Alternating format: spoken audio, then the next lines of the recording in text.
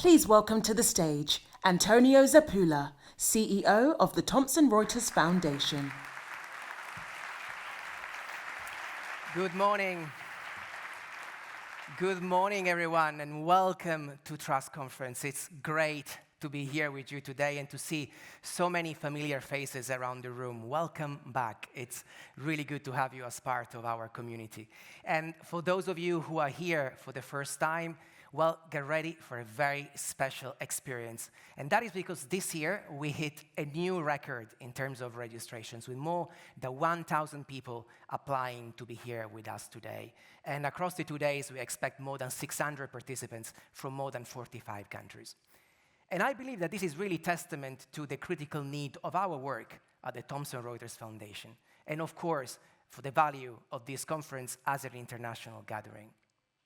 You know, this is a very special moment of the year for us because Trust Conference brings together all of our stakeholders, media experts, lawyers, corporate leaders, activists, and people who share our commitment, a commitment for free, fair, and informed societies.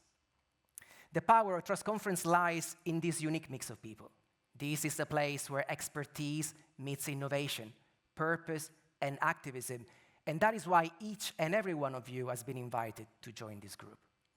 You represent different sectors, different perspectives, different geographies, but together we share one goal.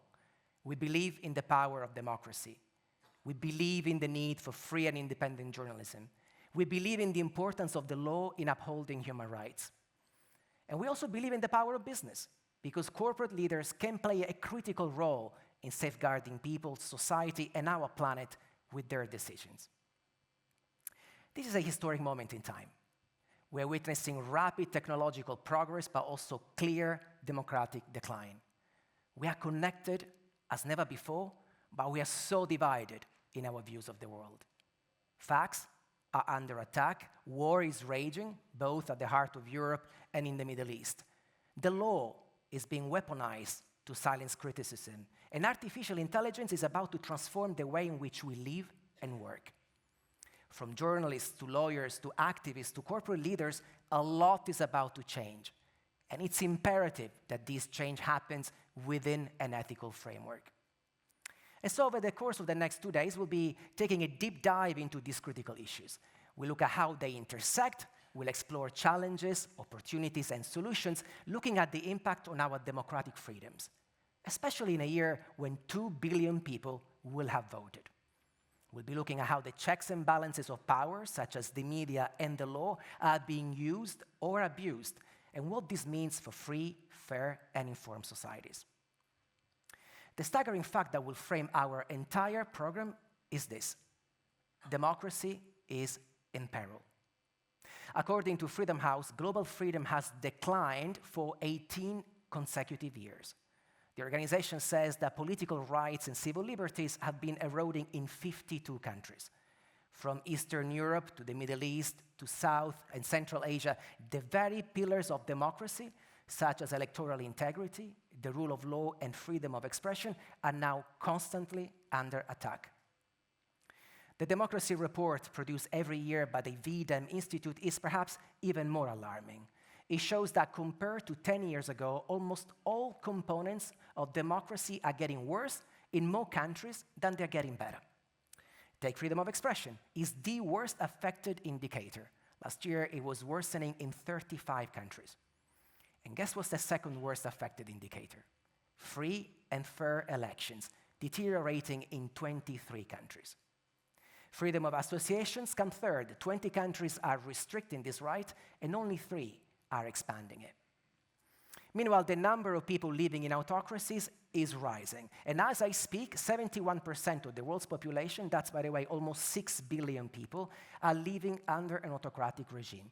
And that's a 48% increase from just 10 years ago. And so when we speak of elections, we need to remind ourselves that out of the 76 countries that are going to the polls this year, 28 don't even meet the conditions for a free and democratic vote.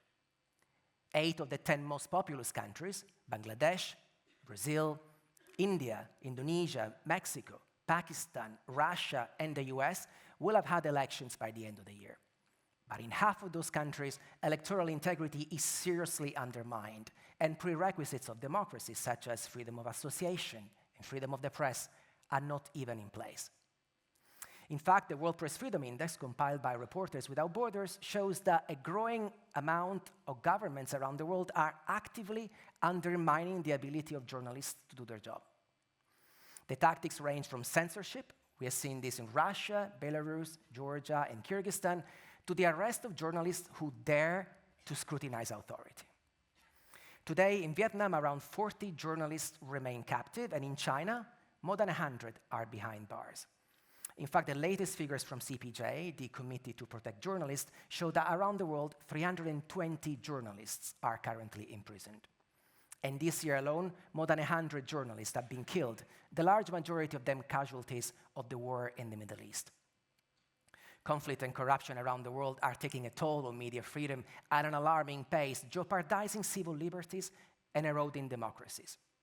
But there is another critical factor that is already reshaping the rules of democracy: the explosion of AI, a technology that the large majority of people barely understands. This year, Gen AI has gone mainstream. PwC estimates that by 2030, AI's contribution to the global economy will be almost $16 trillion. The greatest economic gains will be in China and in the US, where Gen AI is expected to boost GDP by 26 and 14.5% accordingly just in the next 6 years. We can already see the power of this transformation. The latest global survey on AI conducted by McKinsey indicates that 65% of respondents are working in organizations that are regularly using Gen AI. And that's nearly double the percentage of the same survey that was conducted only 10 months before. And according to the Future of Professionals report by Thomson Reuters, 94% of executives believe their organizational strategies are going to be significantly impacted by AI. 77% of them believe AI will have a transformative impact on their jobs in the next 5 years, mostly because of time efficiencies. And here's what I find astonishing. The report predicts that at the current pace of adoption, AI might free up to 4 hours a week for each professional in the next year. That will go up to 8 years, by the way, in the next 3 years, and that's 200 hours per person by next year. These numbers are just staggering. The proliferation of AI will have profound implications for society and for democracy. Think of the potential impact on information flows, the integrity of elections, the outcomes of our legal systems, the impact on the job market, and the way in which several businesses will use and will deploy these new powerful tools. AI can at once supercharge human progress, but it can also create significant harm, undermining the very foundations of societies. These transformational powers can be very daunting. According to the Edelman Trust Barometer, anxiety over the acceleration of Gen AI means that people trust governments, institutions, and the media less than ever. The latest report found widespread concerns around government regulation, lack of transparency, unequal benefits, and the possibility of an even more uncertain future. 43% of respondents say they would reject AI if they believed it was managed poorly. And although there is generally quite high trust in the tech industry, only half of those people said they trusted AI because of its cryptic nature. In fact, the report found that, again, business remained the only trusted institution when compared to government, the media, and civil society. Overall, business is perceived as more competent and even more ethical than governments. So how can the sector put this trust to good use? Business has a critical role to play in embracing and implementing responsible innovation in a context where government and the media have lost the trust of people. And so as the name of this conference suggests, trust is at the core of everything that we'll be discussing on and off stage today and tomorrow. And AI is clearly the new battleground for trust, at once generating anxiety, but also promising progress and new opportunities. But unless regulation and cooperation between the public and the private sector keep pace with the evolution of technology, trust will seriously be damaged. And that is why the impact of this new technology on democracy, the corporate world, and institutions is the theme that runs across both days here at Trust Conference. In a moment, we'll be introducing the first of our speakers, two giants of journalism and the CEO of a world-leading technology company who wants to put AI-driven solutions in the hands of every single professional. I'm happy to welcome back Nobel laureate Maria Ressa. Her very personal battle for truth and democracy makes Maria the amazing role model that she is for many, me included. The CEO of Rappler, an independent news outlet in the Philippines, Maria has endured constant political and legal harassment by the Duterte government, but she has never stopped holding the line, becoming a living symbol of press freedom. Exactly 2 years ago, she said that this year, democracy would fall off a cliff. How does she feel now? We'll hear more in just a moment. Maria will be joined on stage by the force of nature that is Kara Swisher, a journalist, author and editor-at-large of New York Magazine. Kara is the world's most respected, most influential, and most feared tech reporter. Some of you will know her for that famous episode of The Simpsons, or perhaps for her roller coaster relationship with Elon Musk. She liked him a lot until he bought Twitter. And then what happened? She tweeted, "Elon, you might be my greatest disappointment in 25 years of covering tech." I'm sure she'll tell us where she stands when it comes to Elon Musk these days. And joining our opening panel is Steve Hasker, the CEO of Thomson Reuters. Steve has transformed Thomson Reuters from a content provider to a content-driven technology company. He wants to invest more than $100 million a year to embed AI technology into products that serve legal, tax, and media professionals. It's a big challenge. So we'll find out how the vision is, what the vision is, and how this is going. Our first speakers will discuss the role of tech and media in the context of a backsliding democracy, from safeguarding accurate information to ethical tech to access to justice. Expect a strong start to the day. Maria, Kara, and Steve will be followed by Stefan Lindberg of the VDEM Institute. Stefan is one of the world-leading authorities on measuring democracy. As more people go to the polls than in any other year in history, we'll find out why the Institute believes our democratic freedoms are now back to 1985 levels.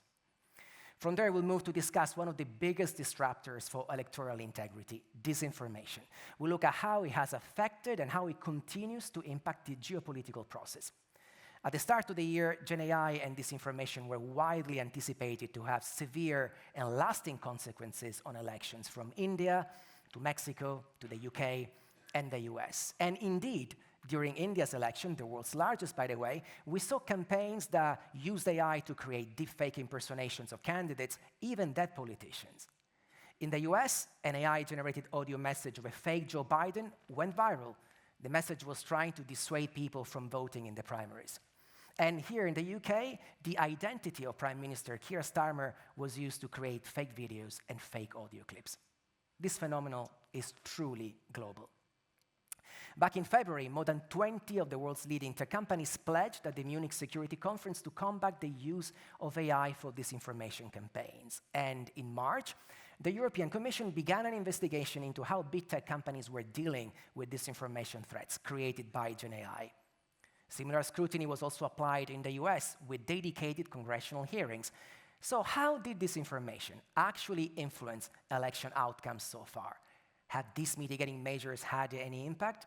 And what can we anticipate ahead of the US elections? We'll be discussing what's at stake and what can be done to restore trust in elections. We'll continue the conversation around trusted information by taking a deep dive into what it takes to safeguard facts in this era of automation. The momentum for AI technologies seems unstoppable. ChatGPT now has around 200 million active users every month. Its market value is about $86 billion, and by the way, that's 70% of the total market share of all AI tools. In the UK, this market is worth approximately £17 billion, but is expected to grow to more than £800 billion in the next 10 years. But as AI technologies grow, so do concerns. And when it comes to concerns, all reports universally agree. It's all about accuracy, and it's all about data security. AI-generated content can be false, derivative, or misleading in ways that are barely perceptible. So what does it mean for journalism? The media industry is still recovering after losing its advertising and distribution models to the tech industry. Now we are entering a new phase where AI might undermine the role of journalists and their authority in the production of news. So how can we restore trust in journalism when AI becomes a fundamental part of the news production process? In 2 panels, we'll be examining how the information ecosystem is adapting to this new disruption.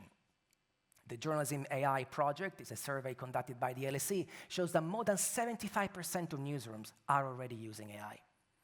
Media houses are using it for news gathering, production, and distribution. And the main drivers for adoption are increased efficiency, productivity, and the ability to free up journalists to do more creative work. But ethical concerns obviously still rank high. Journalists want to use only AI tools that are easily understood, they want to feel in control, and they want to set ethical guidelines from the offset. And consumers want transparency. The AI and the Future of News report, published by the Reuters Institute, shows that almost half of respondents, 8,000 people in 6 countries, want to see clear labeling for content that has been generated even partially through AI. So what frameworks do we need to have in place to guarantee a safe and ethical application of these systems? What are the opportunities for big and small newsrooms, and how is the job of journalists actually going to change? We'll be hearing from media leaders pioneering the transformation of their newsrooms. We'll continue to put the spotlight on independent media throughout the rest of the day, looking at the multiple challenges faced by the profession beyond AI. Some of you might remember that last year we produced a report looking at the weaponization of the law, the way in which the law is being maliciously used to crack down on free and independent journalism. This report, the first of its kind, was widely welcomed by journalists, activists, philanthropists, and government. It showed how new and more sophisticated legal tactics are being used to criminalize independent journalism. From libel to slaps to accusations of corruption, money laundering, even espionage, journalists are under attack. But they are not the only ones. Lawyers, those who are called to defend them, are also at risk. They are facing arrest, prosecution, imprisonment, even threats to their lives. And that is why at the Thomson Reuters Foundation, in collaboration with Media Defense and the American Bar Association, we are conducting groundbreaking research to map the rise in threats to those lawyers who are defending journalists. We'll share some preliminary findings of this research with you later on today. We'll hear some very, very powerful stories of lawyers who have been under direct attack, and we'll discuss what can be done to protect these brave professionals. And as we continue to focus on the rising threats to journalists, we'll end the day by hearing from those who are going through extreme sacrifice and trauma in the line of duty. Journalism is one of the most dangerous professions in the world, especially when you are reporting from a conflict zone on where you are branded as an enemy of the state. We'll be hearing from 2 incredible women whose experiences demonstrate the extraordinary courage and resilience demanded by the profession, in particular when war hits home. Journalists who live and work in Ukraine and Gaza have suddenly found themselves becoming war correspondents covering conflict that came right to their doorstep. And so as a reporter, how do you behave when the story affects your family, your colleagues, and your friends? How do you preserve your mental health when reporting on something so personal? And after the story is published, how do you move on when you're still living in it? A survey of more than 1,000 frontline journalists indicates that the large majority of them have clear symptoms of PTSD, depression, and anxiety. The testimonies that you will hear are raw and will include harrowing detail. But we have a duty to understand what it takes to report the facts when your own life is on the line. And so we'll get to the final part of our program. We'll take a deep dive into the challenges of journalists facing exile. Rising authoritarianism, conflict, and a clampdown on media freedom are forcing a growing number of reporters to leave their home countries. Last year, CPJ saw a massive increase in the number of journalists asking support for relocation.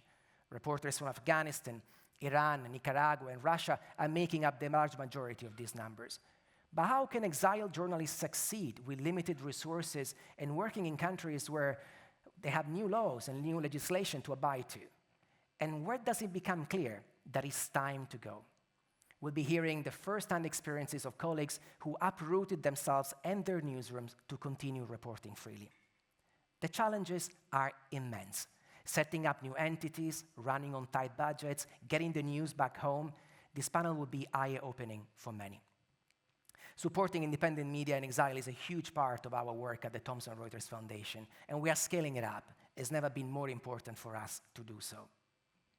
Now, tomorrow we'll continue the conversation on AI. We'll look at the wider impact on democracy and geopolitics, exploring potential models for ethical regulation. We'll ask whether AI can democratize access to the law or whether it creates new risk for marginalized communities. And we'll look at how business can lead the way on responsible AI adoption, one that safeguards jobs and does not create harm. What frameworks are already in place and which ones are needed to ensure the responsible adoption of AI? As with last year, our media partner here at Trust Conference is Context, the Thomson Reuters Foundation's media platform offering news and analysis on 3 of the most critical issues of our time: the impact of technology on society, climate, and the need for more inclusive economies. Context is a very unique news platform. It brings human-centric stories to an audience just like this one. So check out Context.news. In our live newsroom upstairs, you'll be able to meet several journalists from Context. And there you will also find colleagues from Trust Law, our pro bono legal service offering support to NGOs and journalists. Also, on the first floor, you'll be able to connect with our colleagues from the Workforce Disclosure Initiative. And on the same space, you'll be able to get a free subscription to Canva Pro, a data visualization tool that can help bring your data to life. Each year, we offer more at Trust Conference, and we hope that this can continue to be a free gathering of minds. And so with this in mind, we would welcome any contribution towards the cost of the event. Details on how to support Trust Conference are available via the QR code on the back of your badge, and any contribution of any size is welcome and appreciated. Now, I know you haven't come here from all around the world to be passive observers. And so whatever brought you to Trust Conference, I know you're here because you believe in the power of collaboration. And so connect with other delegates, connect with our speakers. There's a few ways in which you can do that. First, talk to people. This is a highly curated audience. It's a beautiful group of people willing to learn more and collaborate with each other. Second, join our Trust Conference LinkedIn group via the QR code that you'll find across the venue.